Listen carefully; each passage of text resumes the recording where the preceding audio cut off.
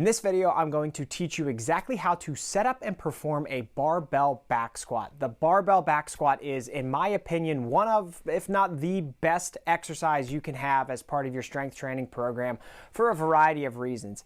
It's going to work the majority of the musculature in your body. If you think about it, you're putting a barbell on your back, so everything from your traps down is going to be involved in some way, shape, or form. And it's also going to allow you to lift a lot of weight by doing a specifically lower body exercise. So let's dive into some of the things you want to be aware of before you actually get under the bar and start performing the exercise, and then we'll transition into the form and technique pointers that are going to help you get the most out of the barbell back squat. Okay, first and foremost, you see I am inside my squat rack. You could do this in a squat rack at your gym, or there are some gyms that have just specific squat stations where you can set up a barbell and do a barbell back squat. When you set up your barbell, what I want you to think about is having the barbell at about the same height as your clavicle. Now, the reason for that is it's going to be a little bit lower than the top of your shoulders, and that's important because when I show you how to get underneath the barbell, you're going to want to get underneath it and actually pop it up so that you can walk back. So you want this barbell to be just a little bit lower than the top of your shoulders so that you're able to stand the bar up and walk back without the bar hitting the clips, because if it hits the clips, then you're going to get unbalanced and could potentially be in a scary situation where you get injured. So that's where you're going to want to have your barbell set up to start, okay? And what I want you to do, no matter how much weight you're lifting, no matter whether you're an experienced lifter or a complete beginner, I want you to start with the barbell on the rack with no weight on it. Every time we do this exercise, you should warm up to whatever that top weight is going to be. So let's say you're doing 185 pounds for your barbell back squat in today's workout. I want you to start by first warming up with the barbell without any weight on it. A barbell alone is 45 pounds, so you're going to start by warming up and practicing the movement with an empty barbell. Then you can throw 25 pounds on each side if you'd like. After that, throw 45 pounds on and work your way up to 185 pounds or whatever your working weight is going to be for that exercise session, okay? So we always start with an empty barbell and warm our way up to whatever weight you're going to be lifting. Now, something else I want to go over in this video is the type of footwear you should be wearing when you do a barbell back squat. You're going to see later in this video as I show you reps for this exercise that I'm wearing a squat shoe. You do not have to be wearing a squat shoe, although it could benefit you. What I would recommend, though, is do not wear a type of shoe that has a very soft, cushiony sole. Typically, people walk into the gym with some type of running shoes on or other type of athletic shoes that have a very soft sole, and the reason for that is to provide you with cushion. Your knees, ankle joints, you want to have cushion from the ground up. That's great for most exercises. For this exercise, specifically the barbell back squat, where we're lifting potentially a heavy amount of weight, potentially more than your body weight, you do not want to be on an uneven surface, and those types of shoes provide you with an uneven surface. So I would highly recommend you get a flat-soled shoe, like maybe a Converse Chuck Taylor. You can squat barefoot as well. I have lots of clients that squat barefoot and get great results with it. You could also have a squat shoe which has a flat sole and an elevated heel. Those work out for a lot of people because the elevated heel helps put you in a good position to squat. They're not necessary, they are expensive, so you can do this barefoot. You don't have to buy any type of equipment, but I would highly urge you to not squat in running shoes or any other shoes that have a cushioned sole. Okay, we've zoomed out a little bit so you can see my entire body here as we're in the squat rack with the barbell on the rack. And the first thing you're going to do is set up your hands on the barbell, okay? And everybody's grip width is going to be a little bit different. It's going to be somewhere in between the start of the knurling and the ring on the knurling in most cases.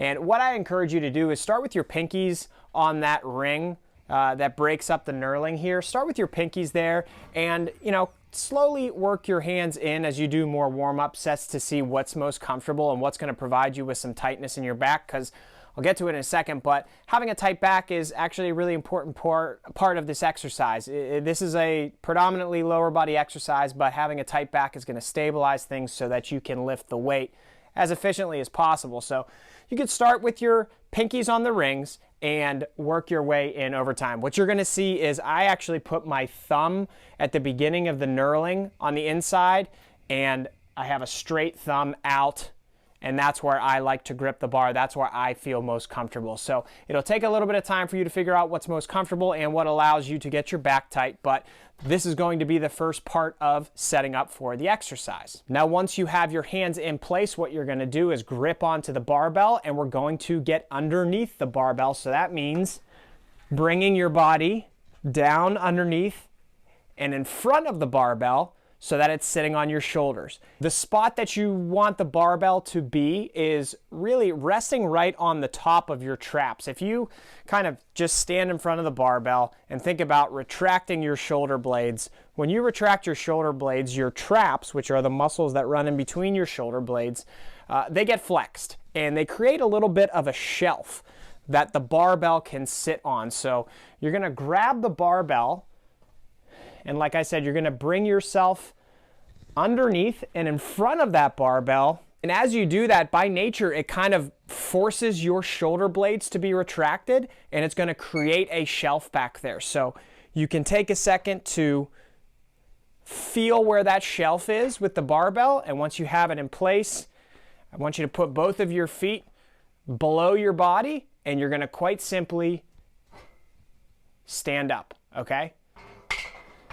And now what's important here is that you have your feet directly below you, because if you're standing the barbell up, it may not be a problem when the barbell is empty, but as you start to put weight on it, you're gonna wanna be able to pop that bar straight up. You're not gonna wanna be in a position where you're standing like this and you have to almost back raise the weight up, right? You wanna just pop that up, so we're doing it as efficiently as possible. So one more time, get your hand placement in position.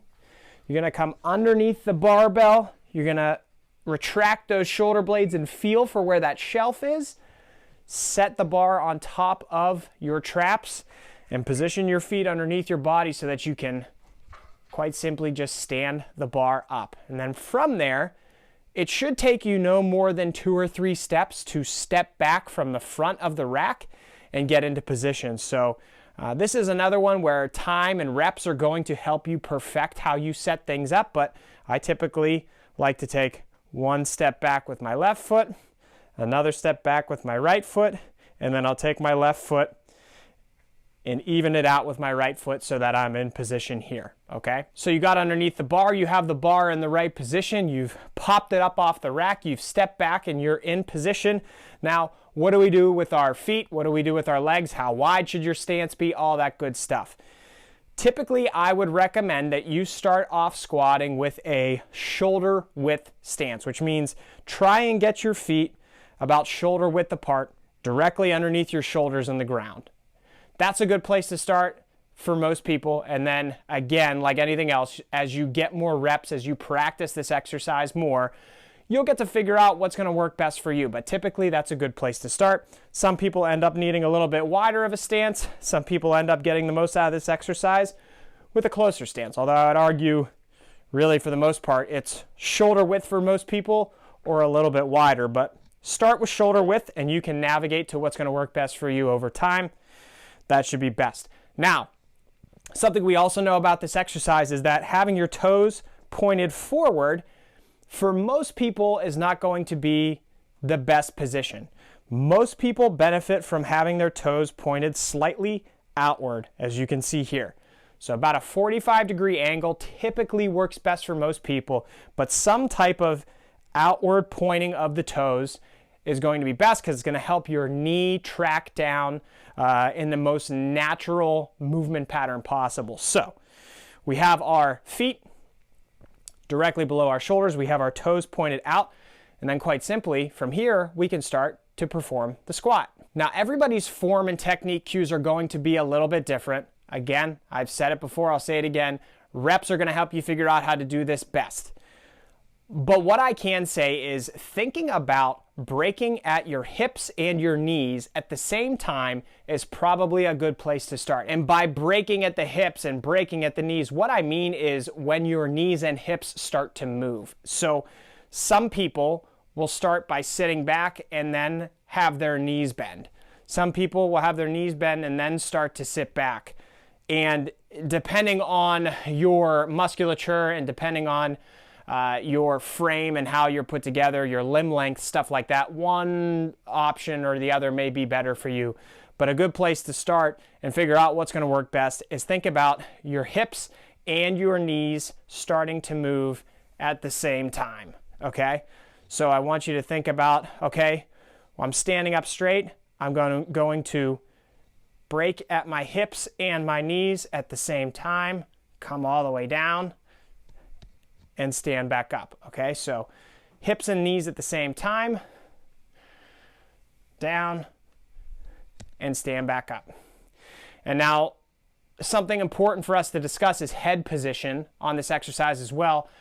You do not want your head being all over the place. You don't want to look down when you're going down and then look up when you're going up, because where your head is will often dictate where your body goes.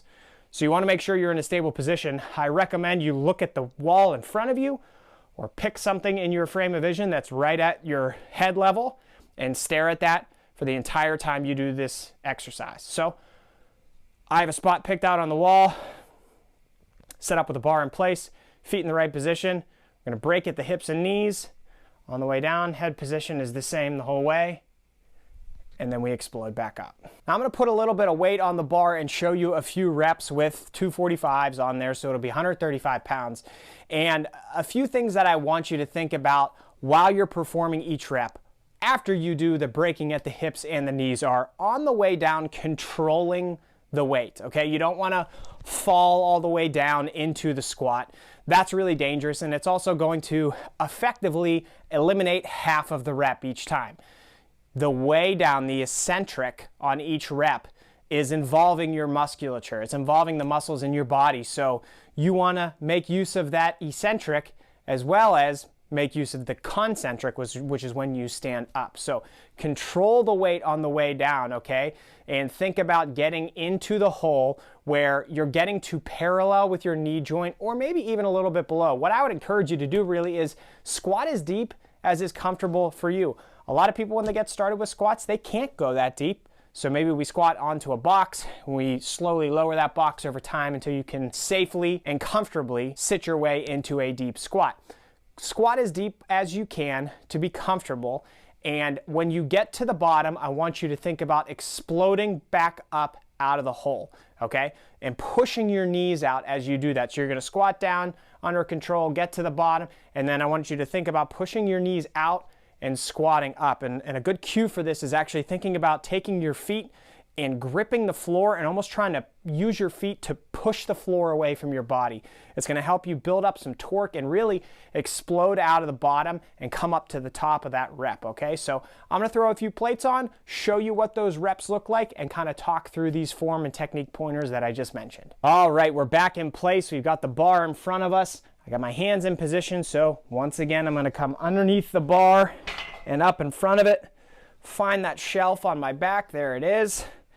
I'm going to get my feet underneath the bar, pop that bar up, take 1, 2, 3 steps to get into position. My feet are about shoulder width apart. My toes are pointed out. I'm going to find that spot in the wall in front of me. My back is tight. I'm going to think about taking a deep breath in, breaking at the hips and the knees, and going through those form and technique pointers we just ran through. So deep breath in.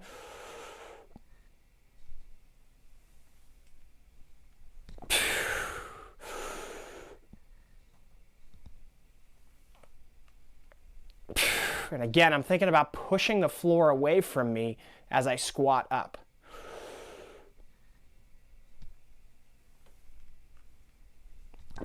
And don't forget to control the weight on the way down, okay?